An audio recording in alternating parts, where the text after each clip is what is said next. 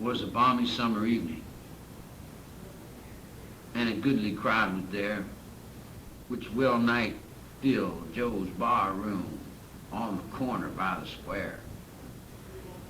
As songs and witty stories came floating through the door, a vagabond crept slowly in, and he posed upon the floor. "Where'd you come from?" someone said. "The wind has blown him in." "What's he want?" another cried. "Some whiskey, rum, or gin?"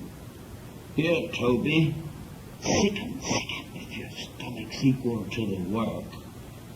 I wouldn't touch him with a fork. He's filthy as a Turk." This badinage the poor wretch took with stoical good grace. In fact, he smiled as though he thought he'd struck the proper place. "Come, boys, that's what I want, a drink. I'm out of funds, you know."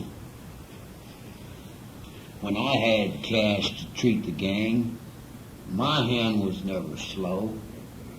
You laugh as though you thought this pocket never held a sou. I once was fixed as well, my boys, as any one of you. There. Thanks. That braced me nicely. God bless you one and all. And the next time I pass this good saloon, I'll make another call. Give you a song? No, I can't do that. My singing days are past. My voice is gone. My throat's worn out. My lungs are going fast. Say, but if you'll give me another whiskey, I'll tell you what I'll do. I'll tell you a funny story. And a fact, I promise too. That I was ever a decent man, not some of you would think. But, say, my good friend, could I just get one more drink? Come on, man, fill her up. Put some life into my frame. Such little drinks to a bum like me are miserably tame. 5 fingers of good whiskey. 5 fingers. Yeah, good whiskey. Yeah, I like that too. And my landlord, my best regards to you. You've all treated me kindly, and I want to tell you how. I come to be the dirty sot you see before you now. As I told you once, I was a man with muscle, frame, and health, and but for a blunder, I would have made considerable wealth. I made a picture, perhaps you've seen. It was called Chase of Fame, and then it brought me $1,500 and added to my name.